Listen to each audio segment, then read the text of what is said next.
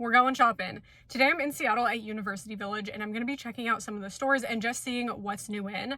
So they have a Reformation, Madewell, Everlane, and Aritzia. We're going to see how many of those stores I have time to hit up and we're just going to see what's new. I'm meeting some friends for happy hour in a bit and of course the traffic is just awful already. So I'm not sure how much we're going to be able to see, but I'm going to give it a good try. Also, hi, welcome back, or welcome if you're new here. I'm McKay. Let's go shopping.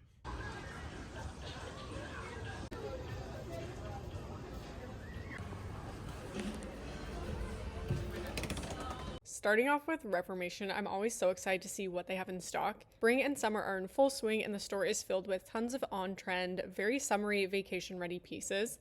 They had a ton of linen and lightweight, breezy fabrics. Their color palette included a lot of whites, blues, butter yellow, and red.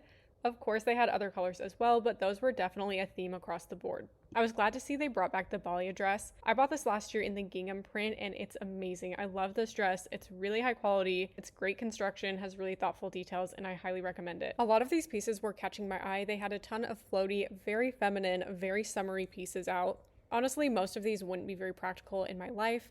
I just wouldn't really have an occasion to wear a lot of these pieces. I have a very, very casual lifestyle, but these pieces were so beautiful. I'm not surprised that they included some longer hemlines and vintage-inspired pieces mixed in. Overall, they had a mix of trendy items, basics, and vintage-inspired pieces. Moving into the dressing room, the first thing I tried is the Veranda linen skirt, which is a great summer basic. This skirt is fully lined, which I really appreciate. As someone with a curvier lower half, this fit my waist and hips really well, and I was actually very surprised. It's also worth noting that this isn't stretchy in any way. This is truly fitted, but it does accommodate slightly curvier figures. Next up is the swan top, which is a floaty embroidered top that's perfect for any summer vacation. I go absolutely feral for a white summer top, and this is right up my alley. This is a beautiful feminine design with a relaxed fit, and it looks amazing with the Veranda skirt. I will say that it could be a bit difficult to wear with a bra just because of the shape and the very open back, and it's also quite sheer, so just keep that in mind if this is something you're considering. The last piece I tried at Reformation is the brandy linen skirt. This is an A-line skirt with an elastic waist, which is going to be really great if you have a curvier body type. The linen is done really nicely, it's constructed well, and it just looks great.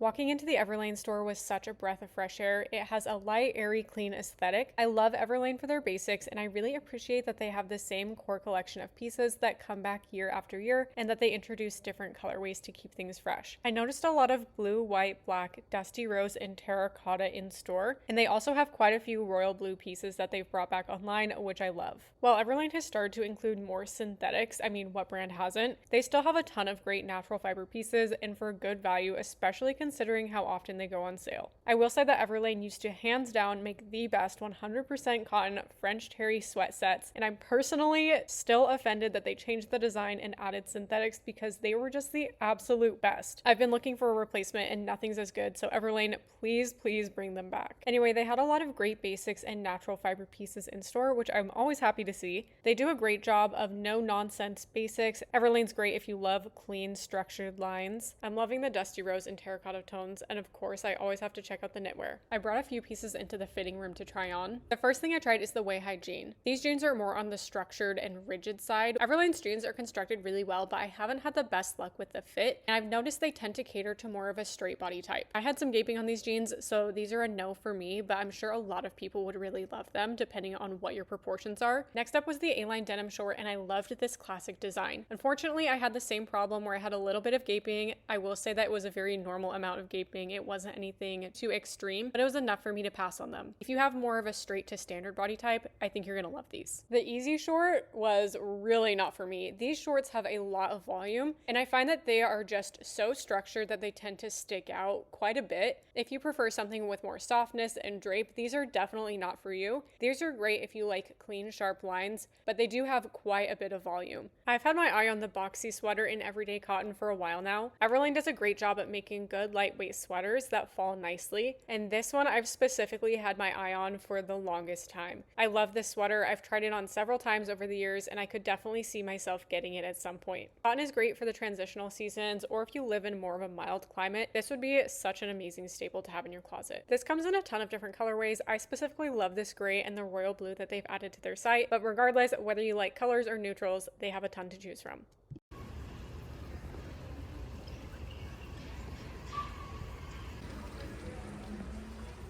Heading over to Madewell, it was surprisingly empty, which I can't say I'm mad about. It was actually kind of nice to have the store to myself. This spring collection includes several bright, bold shades, including pops of red. Neutrals have been really popular for years at this point, and of course, while they'll always have a place, I've been loving this return to color. This top is clearly inspired by the Doe and Henry top, and it really seems to capture the floaty material and shape. I really wish that I had tried this on for comparison because I have tried the Henry top when I was in New York, and while this isn't exactly the same, it's not nearly the same level of detail and craftsmanship. It does give a similar effect at less than half the cost. And I can appreciate that they used eyelets to add detail and femininity. Looking at the model pictures, it's definitely not the same, but I just don't think that you can replicate the Doe and Henry top at mall prices, so this is as close as you're gonna get. Up front, they were featuring several interesting, unique colors and a lot of lightweight fabrics, of course. While they did have quite a bit of yellow, I could respect that they weren't going the butter yellow route, but that they were doing their own take on the color. These linen pants were also a really unique plum shade that I haven't really seen anywhere else. Further back in the store, they had a lot of black and white pieces, which I know are staples for a lot of people. Personally, I wasn't feeling super inspired by any of the pieces in this spring collection, just nothing was really catching my eye. They had a lot of great basics, and I was really interested in these tanks. I like that it's a nice narrow silhouette, but I think you could still wear a bra with them, so that's always a win. Now for the main reason that I came. Madewell curvy jeans are pretty good, and I really wanted to try their shorts and see if I could find a good pair for summer. I tried the Curvy Perfect Vintage mid-length jean short, and while I do appreciate the mid-length and that it's not too short, these just weren't a hit for me.